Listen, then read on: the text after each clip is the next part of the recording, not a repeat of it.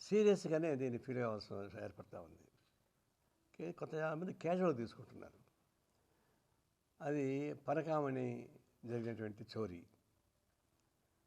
అది కోట్లాది భక్తులు తలనీలాలతో సహా దేవుడి భక్తి కోసం డొనేట్ చేస్తారు. కొంతమంది పేదవాళ్ళు వస్తారు, వాళ్ళు తలనీలాలు వదులుకొని చెవులు, కమ్మలు, ముక్కులు ఎదుట అంతా తీసేసి దాన్ని చేస్తారు.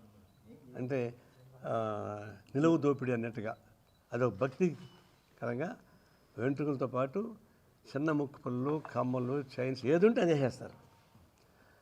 అంత భక్తిభావాలతో డెడికేట్ అయినటువంటి వెంట్రుకలు కూడా చాలా కాస్ట్లీ. మీరు లెక్కలు తీయండి, సంవత్సరానికి ఒకసారి వేలం వేస్తారు. కొన్ని కోట్ల రూపాయలు వస్తాయి ఆ వెంట్రుకల వ్యాపారం కూడా. అది చైనాకి ఎక్స్పోర్ట్ చేస్తారు. అలాంటి భక్తులు కోట్లాది మంది కాంట్రిబ్యూట్ చేస్తుంటే ఆ నిధిని దొంగిలించేటువంటి పని మొదలుపెట్టారు. పరకామణి అంటే లెక్కలు పెట్టుకుని చూసుకునేది. దాని నుంచి కోట్లాది రూపాయలు తీసుకెళ్ళని చెప్పేసి బయటపడతా ఉంది. అతని పేరు రవికుమార్.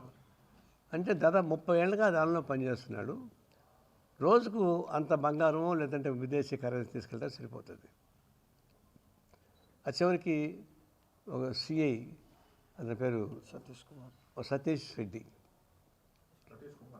సతీష్ కుమార్ రెడ్డి దాన్ని పట్టుకొని కేసు పెట్టాడు, ఎఫ్ఐఆర్ రాసేసాడు. ఎప్పటి నుంచి జరుగుతుంది 30 ఏళ్ళుగా, అప్పుడు పట్టుకున్నాడు.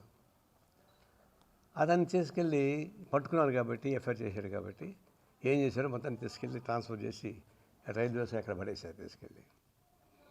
తెలిసిన తర్వాత ఏం చేశారు, దాన్ని అప్పుడున్నటువంటి ఈఓ ధర్మారెడ్డి, తర్వాత chairman, member, MLA member Karunakar Reddy, వీళ్ళంతా కలిసి రాజీ చేశారు. ఇది బొట్టుపల్లి పంచాయతీ. ఇదేమన్నా దేవుడు సొమ్ముని అపహరించిన వాడిని పట్టుకొని రాజీ చేసి, నువ్వు ఇంత దొంగిలించావు కాబట్టి ఇంత సుమారుగా దాదాపు 14 కోట్ల రూపాయలు విలువైనటువంటి ఆస్తిని తిరిగి టీటీడీకి ఇవ్వమని చెప్పి మేము రికవరీ చేసామని చెప్పి చెప్పుకుంటున్నారు. సిగ్గుండా అలా కొంచెం అన్నా. రికవరీ చేసినామని చెప్పుకునేవాడు ఎవరో తెలియదు, కానీ అతను నిజంగానే ఉరిదీయాల. రికవర్ చేయడం ఏంటి? దేవుడు సొమ్మును దొంగిలించమని పట్టుకొని కేసు పెట్టి అది చేయకుండా రికవరీ చేసుకొని కేసు విముక్తి చేసి పట్టుకొని సీఎం ట్రాన్స్ఫర్ చేసి పారేస్తే ఇంతకన్నా మీకు ఘోరమే ఉంది. అంటే దేవుడికి లంచం ఇచ్చారా? 14 కోట్ల రూపాయలు వాడి దగ్గర దేవుడికి లంచం ఇచ్చారా? అంటే లంచాలు తీసుకుంటారు దేవుడు కూడా. ఇది చాలా ఘోరమైన విషయం. అది ఎప్పుడు బయటపడింది? అదే టీడీపీ గవర్నమెంట్ ఉంటే ఏమైండేది కదేమో. వైసీపీ గవర్నమెంట్, ఇది జరిగింది వైసీపీ గవర్నమెంట్లో జరిగింది. కోర్టుకు పోయింది, జ్యుడిషియరీ పట్టుకుంది. మీరు రాజకీయానికి మీరెవరయా, మీకేం హక్కులు ఉంది అని చెప్పని కోర్టు పట్టుకోవడం వల్ల ఇది బయటపడింది. లేకపోతే బయటపడేది కాదు. ఆ విధంగా న్యాయస్థానానికి అభినందన తెలియజేయాలి. అది నష్టానికి నడవకూడదు. దీనికి సీరియస్ పనిష్మెంట్ లేకుండా రాజీ మార్గంగా బట్టిపోలు పంచాయతీ చేయడం మొదలు పెడితే దేవస్థానం యొక్క ప్రతిష్ట పోతుంది. పైపెచ్చు దానిలో పాల్గొన్నాడు ఎవరైనా కానీ, పెద్దవాళ్ళనే కానీ, వాళ్ళ మీద తీవ్ర క్రిమినల్ చర్యలు తీసుకుని కోరుతున్నారు. ముఖ్యంగా రికవరీ చేసామని ఎవరు చెప్పాడు, ఎవరు నాకు పేరు తెలియదు, ప్రకటన వచ్చిందట. ఎమ్మెల్యే పేరు చెప్తున్నారు, ఆనట్ ఎమ్మెల్యే పేరు చెప్తున్నారు. నేను రికవర్ చేస్తానని చెప్పినటువంటి గర్వంగా చెప్పిన వ్యక్తులు ఉన్నాయి. అతను నెంబర్ 1 క్రిమినల్. దాని మీద యాక్షన్ తీసుకోవడం ఒకటి. ఇప్పుడు ఏమైంది, కోర్టులో వచ్చేకాడికి ఆ సర్కిల్ ఇన్స్పెక్టర్ ఎఫ్ఐఆర్ పెట్టాడు, అతన్ని పిలిచారు, సిట్ విచారణ చేసింది. ఇప్పుడు అతను బతికుంటే ముద్దాయిలు అవుతారు వీళ్ళు.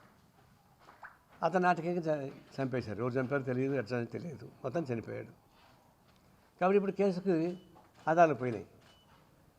అంటే ఇది ఎక్కడ నమూనా? ఇది అమిత్ షా రాష్ట్ర హోమ్ మినిస్టర్గా ఉన్నప్పుడు ఒక హత్యా నేరం కేసులో ఇరుక్కున్నాడు. అప్పుడు హైకోర్టు అతని రాష్ట్ర బహిష్కరణ చేస్తూ విచారణకు ఆదేశించింది. విచారణకు ఆదేశిస్తే సిబిఐ డైరెక్టర్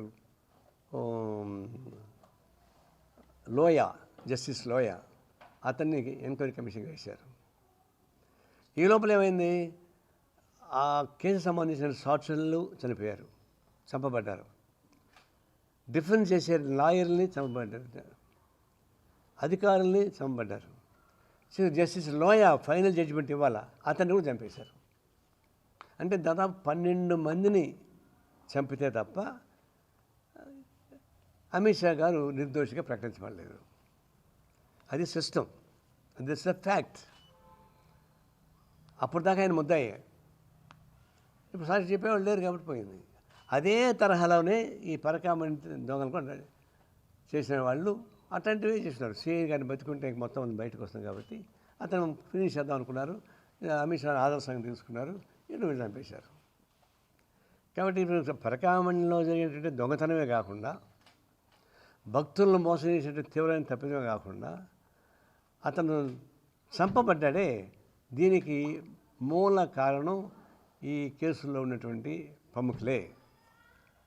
వీళ్ళకి సంబంధించి కాకుండా ఇంకెవరికి ఉంటుంది అని ట్రయల్ వేశారు. అతను పడిపోతే ఎంత దూరంలో పడిపోతాడు, విసిరేస్తే ఎంత దూరంలో పడిపోతాడు చెప్పేసి ట్రయల్స్ వేశారు. నేను కూడా చూసా వీడియోస్ని. అంత వేయాల్సిన పనిలే. అతను స్ట్రాంగ్ పర్సన్, అతను పోయి దూకేస్తాడా, పడిపోతాడా? కాబట్టి ఇవన్నీ ప్లాన్ ప్రకారం హతమార్చడం, దాన్ని సూసైడ్గా చేయడం, ఇది ఒకటి. సూసైడ్ ఎవరు ప్రకటించారు? మళ్ళీ నేను విన్నది ఏంటంటే అతను ఆత్మహత్య చేసుకున్నాడని చెప్పేసి ఒక ప్రముఖ మాజీ ఎమ్మెల్యే చెప్పినట్టు వింటున్నాను నేను. ఆయనకంత తెలిసింది అది. కాబట్టి ఇది పెద్ద సీరియస్ ఎలిగేషన్స్ ఇవి. ఒకటి, దేవుణ్ణి మోసం చేయడం. 2, ఆర్థికపరమైన నేరాలు. 3, హత్యా నేరం. ఈ 3 పరకామణి కేసులో తీవ్రమైంది. ఎందుకు తీవ్రమైంది? ప్రపంచవ్యాప్తంగా దేవస్థానం చాలా ప్రసిద్ధిగాంచింది. ప్రపంచవ్యాప్తంగా కోట్లాది మంది భక్తులు దీనికి అంకితమై పనిచేస్తున్నారు. ఈ టీటీడీలో దాదాపుగా 24,000 మంది ఎంప్లాయీస్ ఉన్నారు. సంవత్సరానికి దాదాపు 1,200 కోట్ల నుంచి 2,000 కోట్ల దాకా ఆదాయం వస్తుంది. దీని నుంచి అనేక విద్యా సంస్థలు, హాస్పిటల్స్, రోడ్లు, సంక్షేమ పథకాలు వస్తూ ఉన్నాయి. ఇలాంటి పవిత్రమైనటువంటి సంస్థ అబాస్పాలు చేయడానికి దొంగతనం, తర్వాత హత్యా నేరం చుట్టూ వెంకటేశ్వర స్వామి చుట్టూ తిరుగుతూ ఉంది. అంటే భక్తులు చెప్పచ్చు, సార్ ఇదన్నిటికీ కారణం వెంకటేశ్వర స్వామి సార్, మాకేం సంబంధం లే, ఆయన నమ్ముకున్నాం మేము, ఆయన ఏమైనా చేయించారో చెప్తారేమో రేపు కోర్టులో కూడా. అంటే వెంకటేశ్వర స్వామి ముద్దాయి అవుతాడు. అంటే వెంకటేశ్వర స్వామిని కూడా ముద్దాయిగా చేర్చి ఆయన రప్పిస్తారు కోర్టుకి. ఇదంతా వింతగా ఉంది. దీన్ని సీరియస్గానే మేము పరిగణిస్తున్నాం. ఎంత పెద్దవాళ్ళని సరే తగిన చర్య తీసుకోవాల్సింది. వాళ్ళకి క్యాపిటల్ పనిష్మెంట్ ఇవ్వాలని చెప్పేసి మేము కోరుతాను. We demand that. కోర్టులో ఉన్నప్పుడు నేను గమక పేరు చెప్తే అట్లా కోర్టులో ఉంది. తర్వాత దీనికి ఆనాడు చైర్మన్గా ఉన్నాడు, ఎమ్మెల్యే మెంబర్గా ఉన్నాడు, ఈవో ధర్మారెడ్డి ఉన్నాడు. వీళ్ళ ముగ్గురికి సంబంధం లేకుండా ఏం జరగదు. చాలామంది ఏమంటారంటే బోర్డు తీర్మానం చేస్తండి, నన్నేం చేయమంటా అని చెప్పేసి ధర్మారెడ్డి చెప్పాడట. బోర్డు తీర్మానం చేస్తండి, మీ నామినేటెడ్ సభ్యులు ఎంతమంది ఉంటారు, వాళ్ళందరూ మంచి సభ్యులు. కానీ ఈఓ, చైర్మన్, లోకల్ ఎమ్మెల్యే ముగ్గురు ఏం తీర్మానం పెడితే ఆ తీర్మానం పాస్ అయిపోతుంది. ఇప్పుడు కాదని లేడు, ఎందుకంటే నమ్మకం కదా. వాళ్ళందరూ నామినేటెడ్ పర్సన్స్ అపోజ్ చేయగలరా? కాబట్టి వాళ్ళు అపోజ్ చేయరు. దానికి ఈఓ ఏమంటున్నాడు ధర్మారెడ్డి, బోర్డు తీర్మానం అమలు చేశానంటున్నాడు. అంటే బోర్డు తీర్మానం అమలు చేస్తే దానికి ఇంప్లిమెంటేషన్ చూడవా? కల్తీ నెయ్యి ఉంది, కల్తీ నెయ్యి బోర్డు తీర్మానం అంటాడు. ఆ కల్తీ నెయ్యి చూడవా, పర్సనల్గా అటాచ్ చేయవా? ఈ దొంగతనం ఉంది, పర్సనల్గా ఆలోచించరా? ఈవో అంటే ఏంటి, ఉత్సవ విగ్రహమా? బోర్డు ఏం చెప్తే చేసి కూర్చోడానికి ఉత్సవ విగ్రహమా? వచ్చేవాళ్ళకి స్వాగతం పలికి పోయేవాళ్ళు సెండ్ ఆఫ్ చేయడం ఉత్సవ విగ్రహమా? అలాగ ఉండాలా? ఎందుకు ఐఏఎస్ ఆఫీసర్ దానికి అపాయింట్ చేస్తున్నారు? ఏ తీర్మానం అయినా క్రియేటివ్గా ఆలోచించి తనిఖీ చేసేవాడే ఈవో ఉండాలి తప్పితే ఊరికే గంగరెద్దులాగా నేను తలూపానంటే అంతగాని ఐఏఎస్ ఆఫీసర్ ఎందుకు పెట్టాలా? మామూలు అధికారులు పెట్టుకోవచ్చా? కాబట్టి ధర్మారెడ్డి మెయిన్ కల్ప్రిట్. ఆయన ఐఏఎస్ ఆఫీసరు, ఆయన నామినేటెడ్ కాదు, బాధ్యత కలిగిన వాడు. చైర్మన్ 5 ఏళ్ళ తర్వాత వెళ్ళిపోతాడు, ఎమ్మెల్యే 5 ఏళ్ళ తర్వాత వెళ్ళిపోతాడు. కానీ ఈవో ఐఏఎస్ క్యాడర్, ఆయన రిటైర్డ్ అయ్యేంతవరకు బాధ్యతలో ఉంటాడు ఎక్కడో ఒక చోట. కాబట్టి నెంబర్ 1 కల్ప్రిట్ ముద్దాయి ఉంటే ధర్మారెడ్డి తప్ప ఇంకోటి కాదని చెప్పేసి నేను గట్టిగా చెప్పగలను. దాన్ని చేయాలి, ఇవన్నీ యాక్షన్ తీసుకుని చెప్పి నేను కోరుతా ఉన్నాను. మాస్టర్ చెప్పించి మన భారతదేశానికి కావాల్సినటువంటి సదుపాయాలు చేసుకుంటావా తెలుసాలా. మొదటి నుంచి కూడా మన స్వాతంత్రం వచ్చినందుకు కూడా అమెరికా ఇప్పుడు మనకేం సహాయం చేయలేదు, బ్రిటిష్ వాడు మనకి ఎప్పుడు సహాయం చేయలేదు, సోవియట్ యూనియన్ ఒకటే సహాయం చేసింది. మన పబ్లిక్ సెక్టార్స్కి పెట్టుబడి పెట్టింది, సాంకేతిక పరమైన హెల్ప్ చేసింది. వాళ్ళ వల్ల కదా ఉక్కు ఫ్యాక్టరీ రావడం, ఇరిగేషన్ ప్రాజెక్ట్స్కి సంబంధించిన రావడం, అగ్రికల్చర్ ప్రొడక్షన్స్ రావడం, స్టీల్ ప్లాంట్స్ రావడం, అవన్నీ ఆయన వాళ్ళ ద్వారా వచ్చినవి. మన కాళ్ళపై మనం నిలబడి బతికేందుకు ఉపయోగపడే పద్ధతుల్లో వచ్చింది ఆనాటి కమ్యూనిస్ట్ పార్టీ నాయకత్వం ఉన్నట్టు సోవియట్ యూనియన్ ద్వారా వచ్చింది. అమెరికా నుంచి రాలేదు, బ్రిటిష్ నుంచి రాలేదు. సరే ఇప్పుడు అమెరికా రష్యా కమ్యూనిస్ట్ కమ్యూనిటీ లేకపోవచ్చు, కానీ ఆ వాసనలు ఉన్నాయి కదా, ఆ ఇన్ఫ్రాస్ట్రక్చర్ ఉంది కదా, మౌలిక సదుపాయాలు ఉన్నాయి కదా. దాని ప్రకారం భారతదేశం ఎప్పటి నుంచి మనకు మిత్రులు కాబట్టి మేము తక్కువ రేటుకి ఇస్తామని చెప్పేసి అన్నాడు. టారిఫ్ ప్రకటించినాక కూడా, మోడీ టారిఫ్ ప్రకటించినాక కూడా పుతిన్ ఇంకా ఆయిల్ ధర తగ్గించాడు. $12 నుంచి $13 దాకా తగ్గించాడు బ్యారెల్కి. ఇప్పుడు డైరెక్ట్గా మాట్లాడడానికి వస్తున్నాడు. ఇప్పుడు అమెరికా బెదిరింపులు లొంగకుండా రష్యా నుంచి వచ్చేటువంటి పుతిన్తో మాట్లాడి మన భారతదేశానికి ఏమేమి సౌకర్యాలు కావాలి చేసుకోండి, అమెరికాకు భయపడాల్సిన పని లేదు. ఎందుకంటే అమెరికా అతనికి అక్కడే అడ్డం కొడుతున్నారు. ట్రంప్కి వ్యతిరేకంగా తీర్పులు వస్తున్నాయి. దానికి ఎగ్జాంపుల్ మందాని అంటే 34 ఏళ్ల వయసు, పెద్ద ముసలోడు కాదు, దెబ్బేసి గెలిచాడు, ఛాలెంజ్ చేసి గెలిచాడు. కాబట్టి అతనికి ఎంట ఈగలు తోలుతున్నాయి. బయట ఆయన ఛాలెంజ్ ఎవరు పట్టించుకునే పరిస్థితి లేదు. ఇట్లాంటప్పుడు ఇంత పెద్ద ప్రపంచం మంది భారతదేశం అదే అన్నిటికన్నా పెద్దది. అంటే చైనా కన్నా పాపులేషన్ మంది ఎక్కువ.